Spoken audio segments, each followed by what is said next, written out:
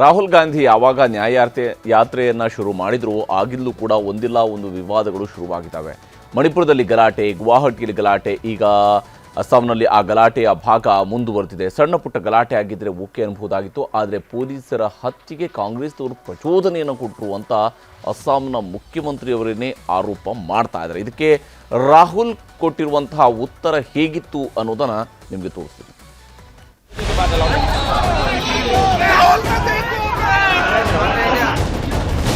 ಅಸ್ಸಾಂನಲ್ಲಿ ರಾಹುಲ್ ಗಾಂಧಿ ಯಾತ್ರೆ ವೇಳೆ ಮತ್ತೆ ಗಲಾಟೆ ನಡೆದಿದೆ. ಗುವಾಹಟಿಯ ಭಾರತ್ ಜೋಡೋ ನ್ಯಾಯ ಯಾತ್ರೆ ಸಾಗುವಾಗ ದೊಡ್ಡ ಹೈಡ್ರಾಮವೇ ನಡೆದು ಹೋಗಿದೆ. ಗುವಾಹಟಿ ನಗರಕ್ಕೆ ಎಂಟ್ರಿ ಕೊಡ್ತಿದ್ದ ಯಾತ್ರೆಯನ್ನ ಪೊಲೀಸರು ತಡೆದ್ರು.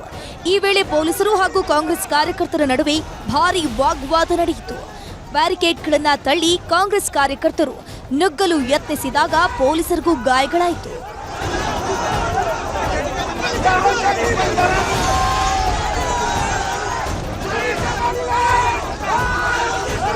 ಪೊಲೀಸರು ಕಾಂಗ್ರೆಸ್ ಕಾರ್ಯಕರ್ತರ ಮಧ್ಯೆ ಇಷ್ಟು ದೊಡ್ಡ ಗಲಾಟೆಯಾಗ್ತಿದ್ರು ರಾಹುಲ್ ಗಾಂಧಿ ಏನೂ ಮಾತನಾಡಲಿಲ್ಲ.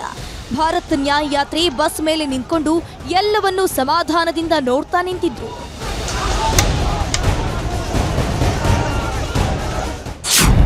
ಪೊಲೀಸರ ಹತ್ಯೆಗೆ ರಾಹುಲ್ ಪ್ರಚೋದನೆ. ಅಸ್ಸಾಂ ಮುಖ್ಯಮಂತ್ರಿಯಿಂದಲೇ ಗಂಭೀರ ಆರೋಪ. ಈ ವಿಡಿಯೋ ಅಸ್ಸಾಂ ಮುಖ್ಯಮಂತ್ರಿ ಪೋಸ್ಟ್ ಮಾಡಿರುವ ವಿಡಿಯೋ. ಅಸ್ಸಾಂ ಪೊಲೀಸರನ್ನ ಹತ್ಯೆ ಮಾಡಲು ರಾಹುಲ್ ಗಾಂಧಿ ಪ್ರಚೋದನೆ ಕೊಟ್ರು ಅಂತ ಅಸ್ಸಾಂ ಸಿಎಂ ವಿಡಿಯೋ ಹಾಕಿ ನೇರ ಆರೋಪವನ್ನ ಮಾಡಿದ್ದಾರೆ.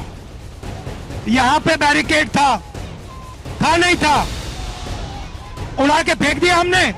आप सबों ने बैरिकेड भी तोड़ दिया, सब काम कर दिया है. जीत हमारी हुई है.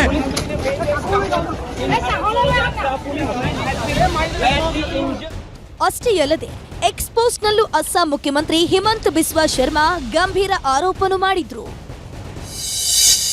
ಅಸ್ಸಾಂ ಪೊಲೀಸ್ ಸಿಬ್ಬಂದಿಯನ್ನು ಹತ್ಯೆ ಮಾಡಲು ರಾಹುಲ್ ಗಾಂಧಿ ಮತ್ತು ಜಿತೇಂದ್ರ ಸಿಂಗ್ ಗುಂಪನ್ನು ಹೇಗೆ ಪ್ರಚೋದಿಸಿದ್ರು ಎಂಬುದಕ್ಕೆ ಪುರಾವೆಗಳು ಹೊರಹೊಮ್ಮುತ್ತಿವೆ. ನಮ್ಮ ಸೈನಿಕರು ಸಾರ್ವಜನಿಕರ ಸೇವಕರು, ಯಾವುದೇ ರಾಜಮನೆತನದವರು ಅಲ್ಲ. ಖಚಿತವಾಗಿರಿ, ಕಾನೂನು ಬಹಳ ಉದ್ದವಾದ ತೋಳುಗಳನ್ನು ಹೊಂದಿದೆ ಮತ್ತು ಖಂಡಿತವಾಗಿಯೂ ನಿಮ್ಮನ್ನು ತಲುಪುತ್ತದೆ. ಹೀಗೆ ಅಸ್ಸಾಂ ಸಿಎಂ ನೇರವಾಗಿ ಸಾಮಾಜಿಕ ಜಾಲತಾಣಗಳಲ್ಲಿ ಆರೋಪವನ್ನ ಮಾಡಿದ್ರು. ಇದಕ್ಕೆ ರಾಹುಲ್ ಗಾಂಧಿ ಸಿಟ್ಟನ್ನ ಹೊರಹಾಕಿದ್ರು. ಬೇಕಂತಲೇ ರಾಜಕೀಯ ಮಾಡ್ತಿದ್ದಾರೆ. ನಿನ್ನೆ ದೇವಸ್ಥಾನಕ್ಕೆ ಬಿಡ್ಲಿಲ್ಲ, ಕಾಲೇಜಿಗೂ ಬಿಡ್ಲಿಲ್ಲ, ಈಗ ಯಾತ್ರೆಗೆ ಅಡ್ಡಿ. ಇದೆಲ್ಲ ಬಿಜೆಪಿಯ ಸ್ಟೈಲ್. ಯಾರೇ ತಡೆಯಲಿ ನಾವು ಹೆದರಲ್ಲ ಅಂತ ಹೇಳಿದ್ರು. सबसे पहले इससे यात्रा का फायदा हो रहा है. जो पब्लिसिटी हमें शायद नहीं मिलती, वो असम के चीफ मिनिस्टर और शायद उनके पीछे अमित शाह हमारी मदद कर रहे हैं. तो उससे तो हमारा फायदा ही फायदा है. मंदिर में जाने का रोकना, कॉलेज में जाने से रोकना, अब यहाँ पे पद यात्रा रुकवानी, ये तो इनकी स्टाइल है. इंटिमिडेशन टैक्टिक्स से हम इंटिमिडेट नहीं होते इन लोगों से, इनसे डरते नहीं है. पद यात्रा नड्डा जी की चली जाती है, बजरंग दल की चली जाती है, मगर कांग्रेस पार्टी की नहीं जा सकती. वो ट्रैफिक नहीं रोकते हैं, उनकी पदयात्रा ट्रैफिक नहीं रोकती है, हमारी पदयात्रा ट्रैफिक रोकती है.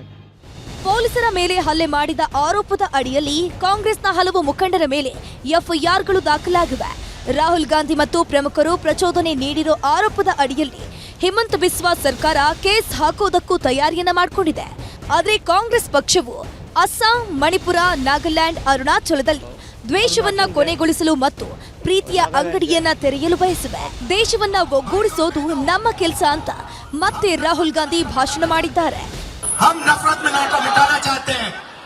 हमारा काम असम में, मणिपुर में, नागालैंड में, अरुणाचल में नफरत के बाजार में मोहब्बत की दुकान खोलने का है. हम इस देश को जोड़ने का काम करते हैं. ಒಟ್ನಲ್ಲಿ ರಾಹುಲ್ ಭಾರತ್ ಜೋಡೋ ನ್ಯಾಯ ಯಾತ್ರೆಗೆ ಆರಂಭದಿಂದಲೂ ವಿಘ್ನಗಳು ಎದುರಾಗ್ತಿವೆ. Bureau report, news 18. ಕನ್ನಡಿಗರ ನೆಚ್ಚಿನ ನ್ಯೂಸ್ 18 ಕನ್ನಡ ಈಗ ವಾಟ್ಸ್ಆಪ್ನಲ್ಲೂ ಲಭ್ಯ.